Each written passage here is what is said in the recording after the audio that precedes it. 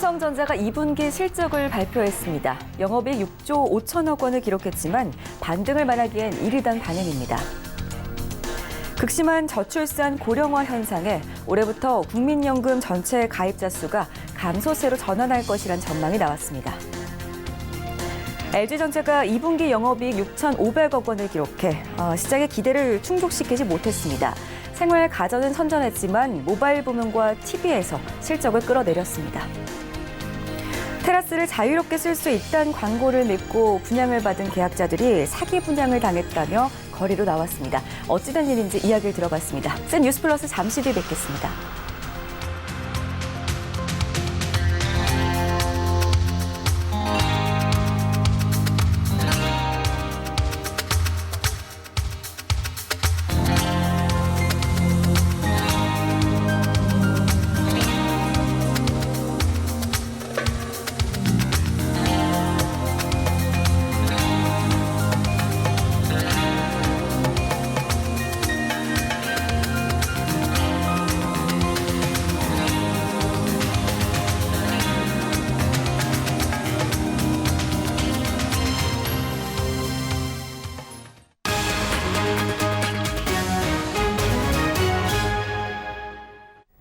시청자 여러분 안녕하십니까? 센 뉴스플러스 김민재입니다.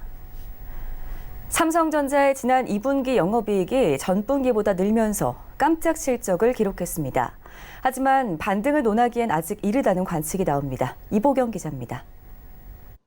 삼성전자가 매출 56조, 영업이익 6조 5천억 원의 2분기 잠정 실적을 발표했습니다. 전분기 대비 매출은 6.89%, 영업이익은 4.33% 증가했습니다.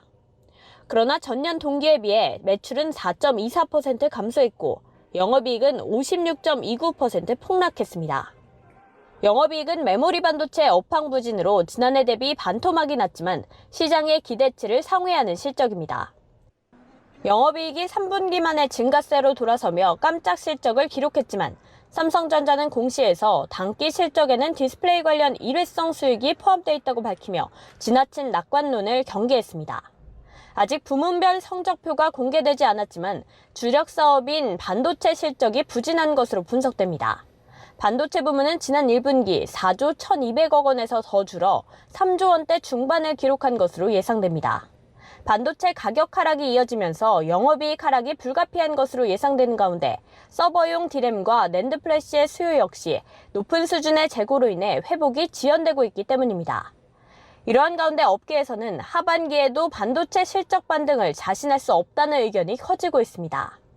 미중 무역 전쟁이 다소 해결 기미를 보이고 있지만 여전히 진행 중이라 반도체 가격 회복이 예상보다 더디고 재고 감소가 기대에 못 미치고 있기 때문입니다. 여기에 일본 반도체 소재 수출 규제가 겹치면서 불확실성이 커졌습니다. 서울경제TV 이보경입니다.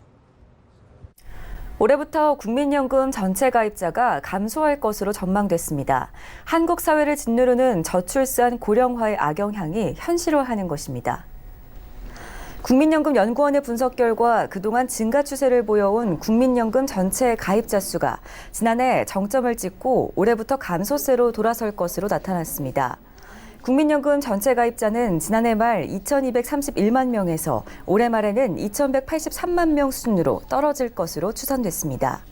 이후에도 전체 가입자는 2020년 2,137만 명 등으로 계속 감소세를 보일 것으로 전망됐습니다. 이렇게 전체 가입자가 줄어드는 것은 생산 가능 인구 감소 때문입니다. 생산 가능 인구란 만 15세에서 64세까지로 경제 활동을 할 수 있는 연령대를 뜻합니다. 통계청의 2017년부터 2067년 장래 인구 특별 추계에 따르면 중위 추계 기준 우리나라의 생산 연령 인구는 올해 3,759만 명에서 2029년 3,433만 9천 명으로 10년 새 325만 명 줄어듭니다. LG전자는 올 2분기에 매출 약 15조 6천억 원에 영업이익 6,522억 원을 올렸다고 공시했습니다. 매출은 지난해 같은 기간과 비교해 4.1% 늘었으며 전분기보다 4.8% 증가했습니다. 분기 기준으로 지난해 4분기에 이어 두 번째로 많은 것이며 2분기로는 역대 최고치입니다. 그러나 영업이익은 1년 전보다 15.4% 줄었으며 전분기보다 27.6%나 감소했습니다.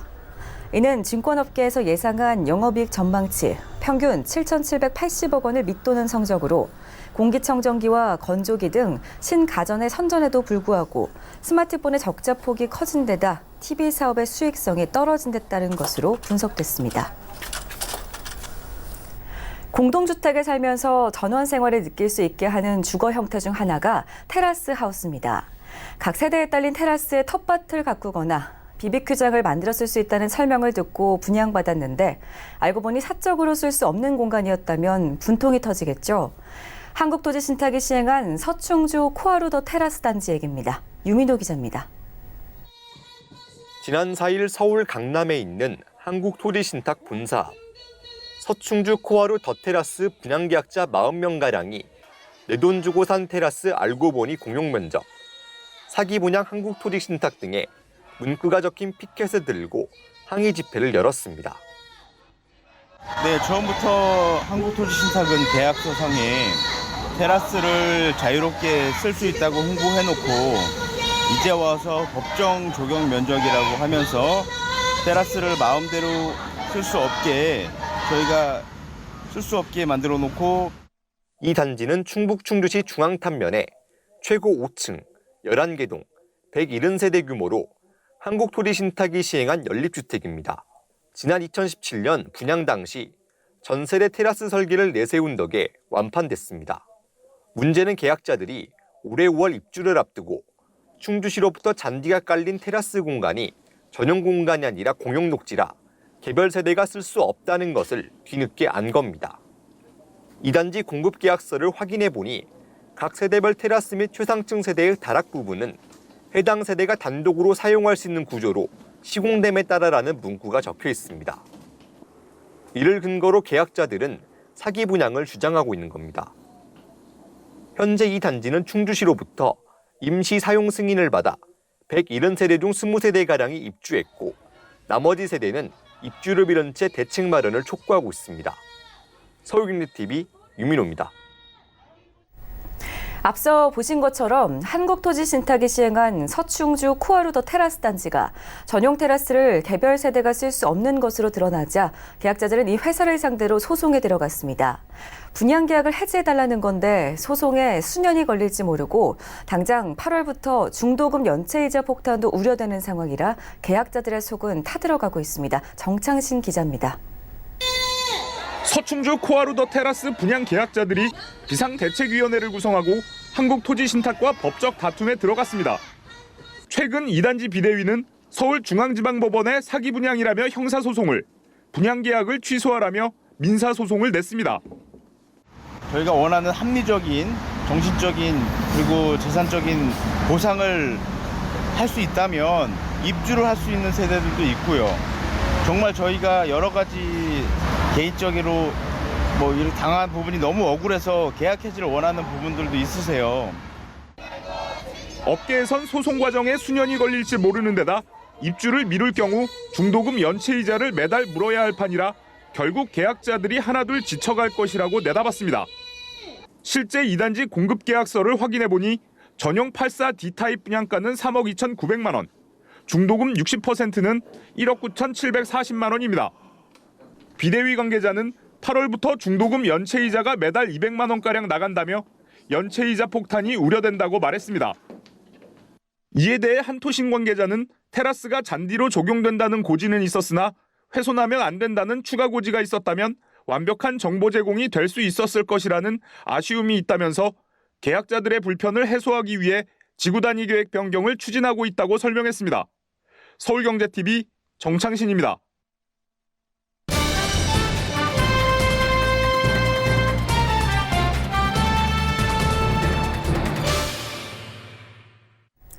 한국토지신탁이 서충주에 분양한 코하루 더 테라스 단지 사태가 일파만파 커지고 있습니다. 분양계약자들은 세대에 딸린 테라스를 되돌려달라며 요구하고 있는데요. 시행사인 한국토지신탁은 녹지율을 낮추는 지구단위 계획 변경을 추진한다고 밝혔습니다. 테라스 공간을 공용 녹지에서 제외하면 개별 세대가 변형해 사용할 수 있다는 겁니다. 부동산팀 정창신 기자와 자세한 얘기 나눠보겠습니다. 안녕하세요. 네, 안녕하세요. 네, 레포트를 봤는데요. 한국토지신탁에서 계약자들이 사기 분양, 허위 과장 광고라고 주장한 데 대해서 답변을 보내왔죠. 어떤 내용을 담았습니까? 네, 일단 이 한토시는 이 각 세대별 테라스 및 최상층 세대의 이런 다락 부분, 이런 부분이 해당 세대가 좀 단독으로 사용될 수 있도록 시공되고 있다. 이렇게 일단은 해명을 했고요.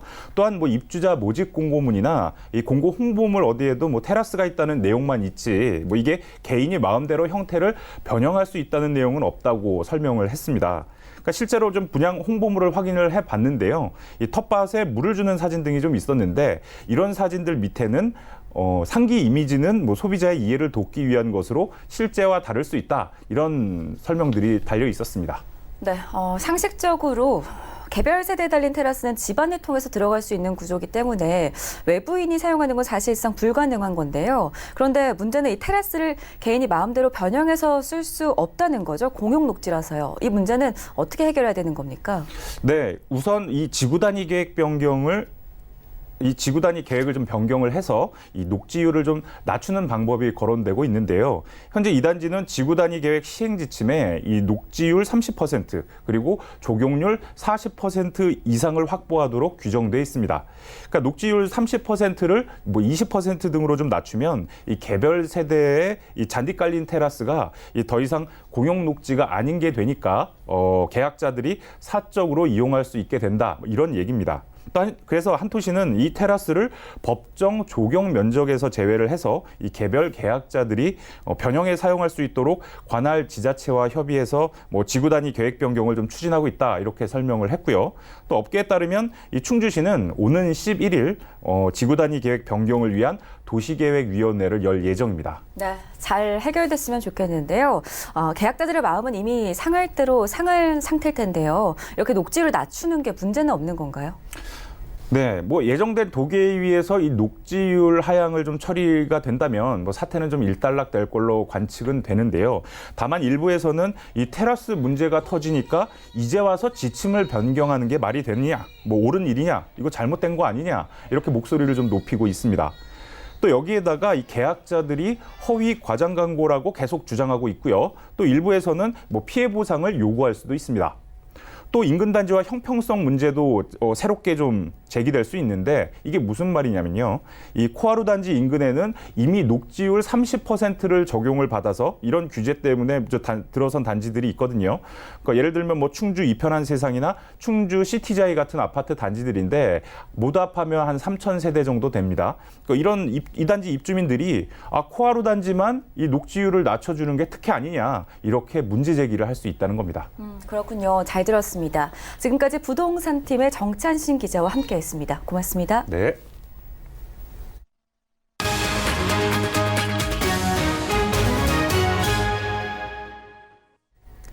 도시가스 요금이 1년 만에 인상됩니다. 산업통상자원부는 8일부터 도시가스 요금을 서울시 소매요금 기준으로 평균 4.5% 올린다고 밝혔습니다. 이번 인상으로 연중 가구당 평균 가스요금은 월 1,329원 증가할 것으로 예상됩니다. 서울시 기준으로는 가구당 약 월 35,600원에서 37,000원으로 인상되는 셈입니다. 산업부 관계자는 원료비 연동제로 원래 2달마다 정산해야 하나 서민 물가 부담을 고려해 인상을 자제하다 1년 만에 가격을 올리게 됐다고 설명했습니다. 한국인들이 해외 송금을 하는 이유로는 중고생 자녀 유학을 뒷바라지하기 위한 경우가 많은 것으로 조사됐습니다. 특히 해외 유학 중인 중고등학생 자녀에게 붙이는 돈이 대학생 자녀에 보내는 돈보다 더 많은 것으로 나타나 주목을 끌었습니다. KB 하나은행 소속 하나금융경영연구소가 지난해 하나은행의 해외 송금 환전을 이용한 내국인 고객 정보를 분석한 결과입니다. 이번 분석 결과를 보면 전체 고객의 지난해 1인당 평균 송금액은 36,000달러였습니다. 해외 송금 사유로는 유학 및 연수 관련 이전 거래 비중이 월 평균 20% 안팎을 보여 15% 수준인 통관 수입 대금 지급보다 많았습니다. 유학, 연수 목적 송금 가운데는 대학생 수취인이 56%, 고등학생 이하가 32%로 나타났습니다. 평균 송금액은 대학생이 23,000달러, 고등학생 이하가 39,000달러였습니다. 올 상반기에 직장인 10명 가운데 3명 이상이 이직했다는 설문조사 결과가 나왔습니다. 취업포털 잡코리아가 최근 직장인 1,300여 명을 대상으로 설문조사를 해봤더니 올 상반기에 이직에 성공했느냐는 질문에 전체 응답자의 32%가 그렇다고 답했습니다. 이직한 직장인을 대상으로 연봉 상승액을 조사한 결과 평균 310만 원으로 집계됐습니다. 이직 이후에 가장 만족하는 점으로는 적절한 업무량과 업무 강도를 가장 많이 꼽았고 연봉 수준과 일을 하면서 배울 점이 많다라고 밝힌 응답자 수가 그 다음으로 많았습니다.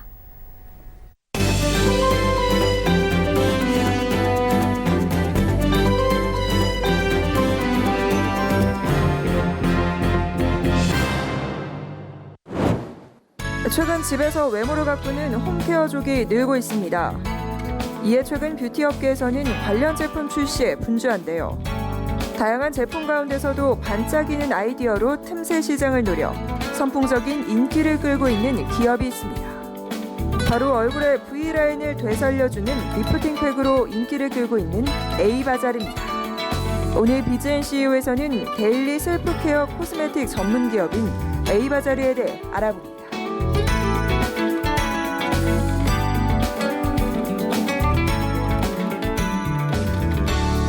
내리쬐는 태양에 축축 늘어지는 피부. 최근 피부 탄력을 고민하는 이들이 늘고 있습니다. 피부 탄력이 떨어지면 얼굴 라인이 무너지게 되고 이중턱과 팔자주름이 깊어지며 노안으로 보이기 쉽상입니다. 아무래도 모공 넓어지고 피부 처지는 게 많이 고민돼요. 근데 많이 들어봤어요. 친구들도 많이 얘기하고 주변에서도 많이 들어봐서 써보고 싶고 관심이 좀 생기기 시작했어요. 주름이 좀 있고 처지는 것 같아요. 약간 제가 24살인데 그렇게 약간 노안처럼 보인다는 소리를 많이 들어가지고 굳이 따로 그 피부샵 같은 거 안 가고 홈케어로 해가지고 밴드 같은 거로 해가지고 V라인 많이 해서 이중턱 효과를 많이 본다고 하더라고요. 1일 1팩은 무조건 지키는 편이고요. 네, 저는 계속 홈케어를 할 생각이고 빠르고 간편하다는 게 제일 장점인 것 같아요. 이런 고민을 한 방에 날려버리며 집에서 관리하는 홈케어의 인기와 함께 최근 입소문을 통해 성장세를 보이고 있는 기업이 있습니다.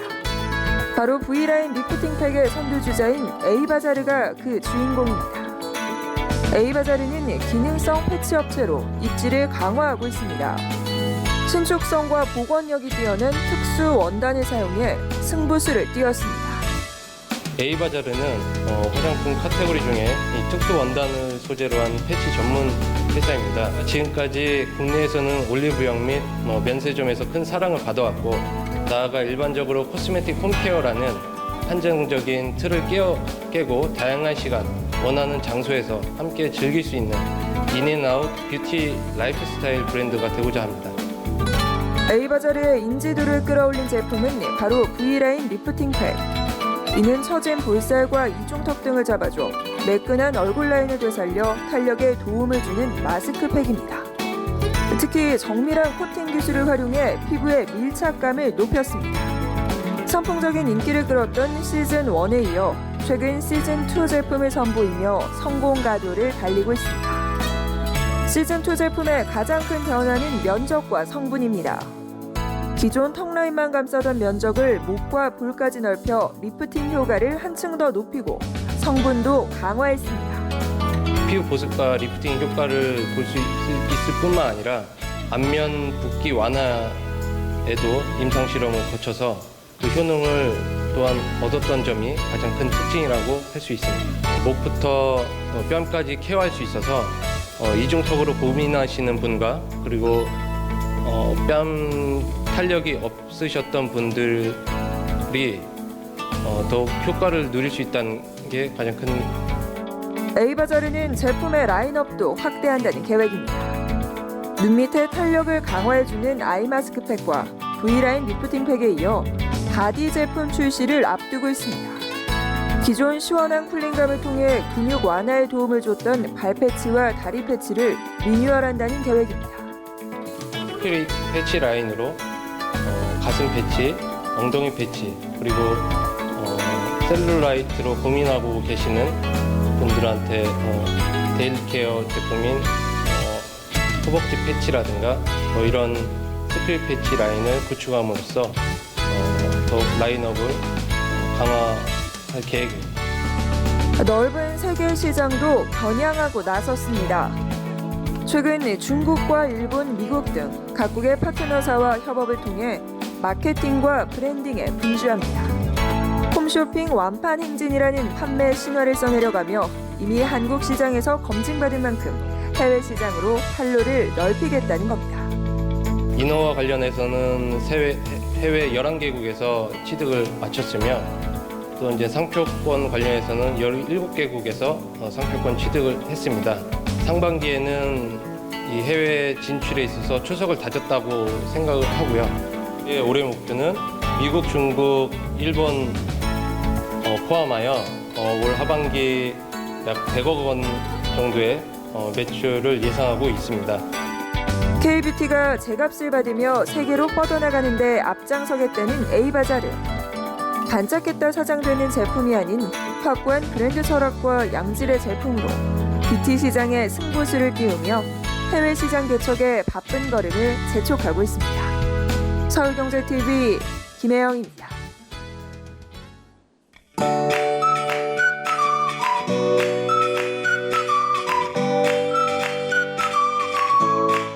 안녕하세요. K웨더 라이프스타일 예보 박유라입니다. 폭염의 기세가 대단합니다. 뜨겁게 내리쬐는 햇볕에 오늘 서울은 올여름 첫 폭염 경보가 내려지기도 했는데요. 주말인 내일도 오늘과 비슷한 날씨가 예상됩니다. 수도권과 강원 영서에는 폭염 경보가, 그밖에 충청도와 호남, 강원 영동과 경북에는 폭염주의보가 발효 중인 가운데 낮 동안 서울은 34도, 춘천은 33도, 그밖의 지역은 30도 안팎까지 오르겠습니다. 특보는 앞으로 더 확대 강화될 수 있겠습니다. 한편 동해안은 비교적 더위가 덜하겠습니다. 동풍의 영향을 받는 데다 밤부터는 비 소식이 있기 때문인데요. 강릉 27도를 보이겠습니다. 주말을 맞아 나들이 계획 세우신 분들 많으실 텐데요. 내일은 되도록 한낮 야외 활동은 피하는 편이 좋겠습니다. 볕이 강해서 자외선과 오존 모두 높게 치솟겠는데요. 잠시만 바깥에 서 있어도 수분 내 화상을 입을 수 있고요. 오존 때문에 눈과 호흡기가 상할 수 있습니다. 한편 공기질은 보통 단계로 미세먼지 걱정은 없겠습니다. 내일은 동해상에 위치한 고기압의 영향을 받겠습니다. 다음은 자세한 지역별 날씨입니다. 중부지방 대체로 맑은 가운데 낮 동안 33도 안팎까지 올라 종일 뜨겁겠습니다. 낮 기온 서울 34도, 대전 33도가 되겠습니다.